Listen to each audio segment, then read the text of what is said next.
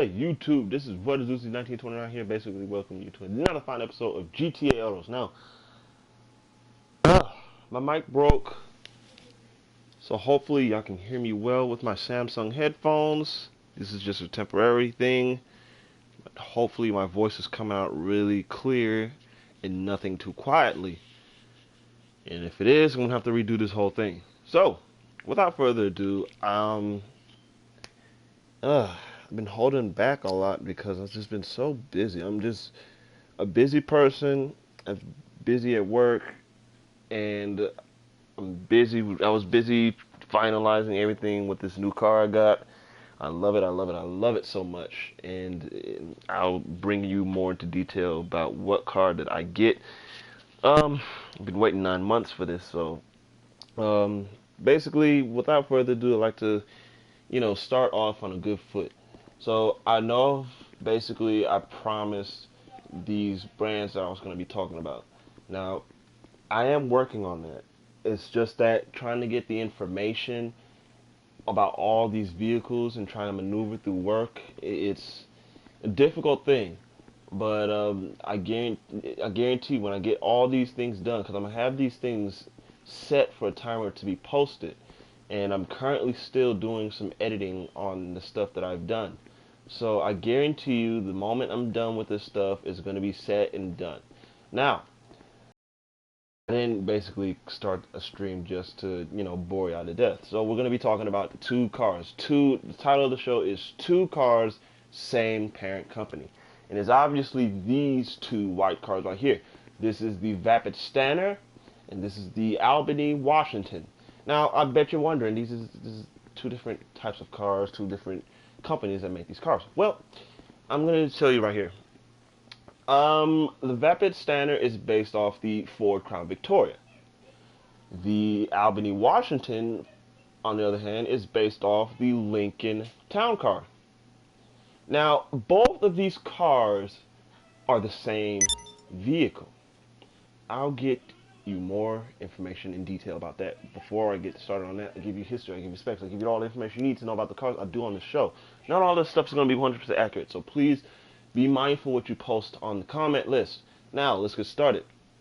Now, if you're a car guy like me, then you should know about Ford's iconic Panther body platform. I bet you're wondering, what is Ford's Panther body platform? Well, Ford's Panther body platform was Ford's full-size full-size luxury vehicle class. These were basically full-size sedans. And this platform was in production from 1978 all the way to 2011. That's basically 34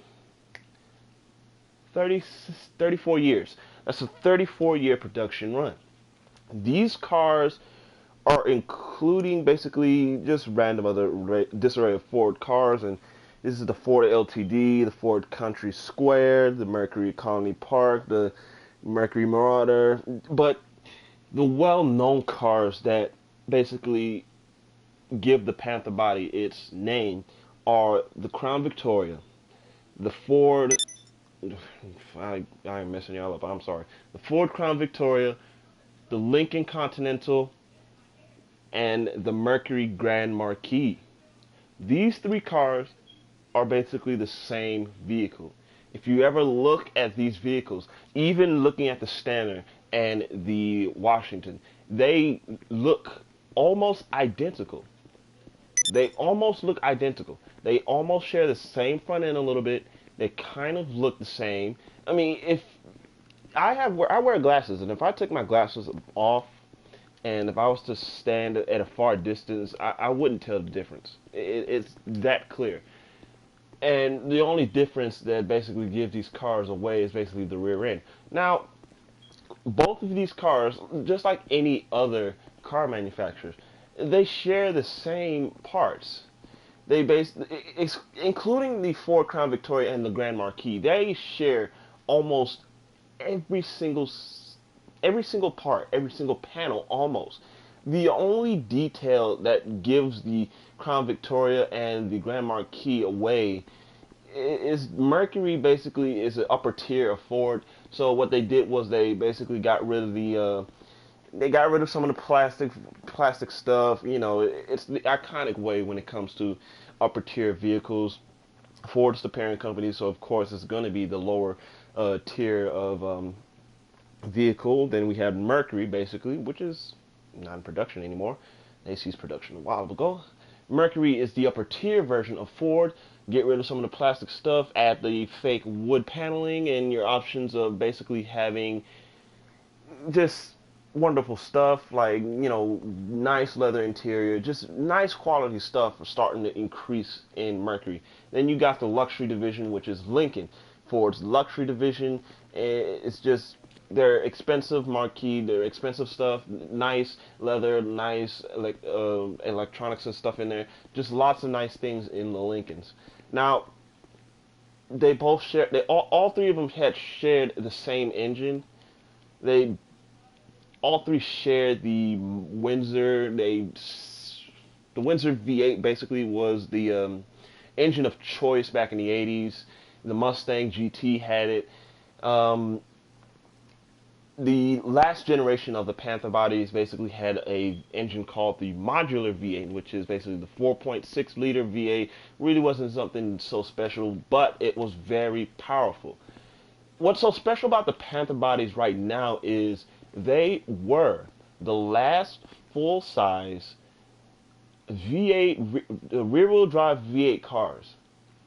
Because if you look at it today, most of the cars being made right now are either front-wheel drive or all-wheel drive.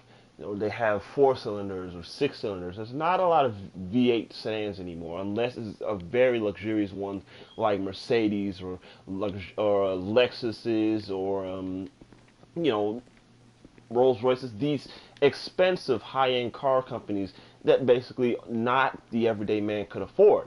But back then, these vehicles were easy to obtain.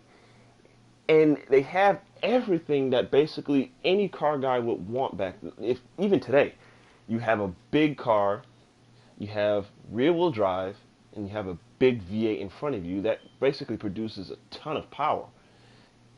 I think the horsepower for these cars were really severely choked. The modular V8 basically can do it can do more. It could do a lot. I think the horsepower was like around 240 brake horsepower. Now that is severely choking the V8 engine. These things could easily do 300-400 horses if you just tune them right. But basically, they did that for a reason, because you just, you know, would be expensive to do, and plus, come on, you really would want to put that much power in these big things and people buying them left and right. Now, the thing I would like to say about the Panther body is these are really reliable cars. Now, I bet you're wondering, these are American cars. American cars have a bad reputation. Yeah, they do, but it's not only American cars. Every car have a bad reputation. Toyotas, back in the 2000s, they had a bad reputation with that sticky accelerator. Nissan, they have a bad reputation with their transmissions. Their transmissions tend to, well, they're shitty after 100,000 miles, and just don't treat them well. And if you don't treat them well, then they're not going to treat you back. Trust me, it's not going to happen. And Mercedes, they have the C-Class. This is the most luxurious car, almost one of the most luxurious car companies in the world. And people like to talk trash about the C-Class. Every car has their pros and their cons. Now, should you, you know, veer away from these other car companies and start buying American? No, I'm not saying that. I'm just saying every car has their downside. It's not only American cars that have big things that's wrong with them. And I know you're probably saying this car has this, but I'm just letting you know all these cars have their pros and cons. The pros of these engines is basically proof when you're getting pulled over by a police cruiser, or a taxi is basically taking you from the airport to the house. These engines, Ford made these engines to last. There's a reason why the police force use these cars. There's a reason why taxis drive Crown Victorias and Ford in a Mercury Grand Marquis and Lincoln Town Cars. There's a reason for these engines and these cars still being used after they ceased production for almost 6 years now. These cars and these engines, they're highly easy. They're really easy to fix. They're really easy to handle. If you take good care of them, they're going to treat you very well. There's records of these cars hitting hundreds of thousands of miles, and that is absurd to hear in an American car. That is absurd. Now I can understand if you see that in a Honda. I mean, it's a Honda. I mean, nobody cares about Honda. I mean, Honda hitting 500 freaking thousand miles. I mean, that's what you try to expect from a Honda. Nobody expects this in a American car because, like I said, American cars have, and it's mostly dealing with the motor. But these motors last for a long time. You can beat the hell out of these things, and they still will run strong. And that what gives the Panther body platforms their pros. Now, of course, the cons is they're big. They have a big V8, so of course it's going to guzzle a lot of gas. So those are your only cons about these cars. I mean, that's the only con I have to say about the Panther body platform. These cars, with their value sinking, they're really easy to obtain and turn into something awesome because these engines are really highly tunable. You can tune these engines up and they can do 3, 4, even 500 horses if you know how to do it right. Now, be careful with some of these vehicles because other than parts are relatively everywhere since they made millions of these things. But some certain parts, like the catalytic converter, those things are a little bit difficult to make to find, and that's due to the fact that they put platinum in these catalytic converters for the Panther bodies. And I'm not sure if it's any other Panther body platform, but they put platinum in these things, and it's very hard to find a used one that's in working order. Chances are, if you go to a scrapyard and try to find one, the damn things are cut out. You can't find one because the platinum is worth a lot. So, my final note on these cars are, they're just wonderful cars. If you want a toy, basically just an everyday toy for you to just play around with, something that you just want to tune up, just this is the car for you. The Lincoln Town Car, the Grand Marquis, the Crown Victoria. These are fun cars. They're really inexpensive. If you can find a decent one that's not been trashed all the way, that can be the family vehicle that's going to get you from point A to point B. That is if you can afford the gas, because gas is currently going up. Summer's about to begin, so of course gas is going to go up. But these cars are really reliable. They're the most reliable American vehicles on the road right now. And if you have anybody out there that wants to think otherwise, then I want you to look at the taxi fleets, look at the police, look at these police forces, and I want you to tell them otherwise. Because these cars, they're easy to maintain, they're easy to fix. It's really hard to destroy these things. It really is, because you can beat the hell out of these things, and these things can still run. I have nothing more to say about these cars. Oh, yeah, the car. This standard, these cars are really not important on this game because nobody actually gets these cars. I mean, they're just unknown cars on this game. Nobody buys them. Nobody plays with them. I just found these cars on the street. The only thing that's special about these cars is they just get you to point A to point B. There's nothing special with the customizations. They're not that fast. So don't expect anything from these cars. I mean, you're not going to turn heads in these things. You can find them online. I mean, I paid 15 grand for this one. I just found this one randomly in my car scrap list. I mean, I don't even know why I still have this car, but it's just a random car. I mean, the standards. It's been here since actually Grand Theft Auto 4, and it wasn't even titled the standard. It was just a police car or a taxi, and this is the first time it's got an official name, standard. And the Washington, of course, has been here ever since freaking Grand Theft Auto Vice City, if I'm correct. And shit, that game was based off the 80s, and that was a slant back Lincoln from down. So there's literally nothing special about these cars. So I mean, on a scale of 1 to 10, I'm just have to give these two cars just 1 on styling, just performance. They're not good cars, but what these cars are based off of, they're good cars. If I was you, if you're somebody who wants a first car to be something cool, something safe, something that's going to be reliable, something that's going to be easy to fix, something that's going to be parts relatively everywhere that's dirt cheap. These are the cars for you. They're the same, they're out there, they're just waiting to be found.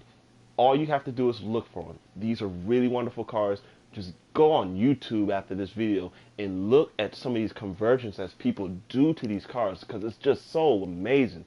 I've seen videos where people put superchargers and turbochargers, and hell, they even do complete engine swaps. I saw one video and somebody put a Coyote V8 in these damn Crown Victoria. And if you don't know what the Coyote V8 is, then please, you need to look that up because that is one of Ford's crown jewel engines. And that damn thing sounds awesome. Now, I'm going to be continuing to work on these brand videos. Like I told you, I'm going to set a timer for these things. This is what a doozy 1920 out here, signing off with the Stanner and the Washington. See you guys later.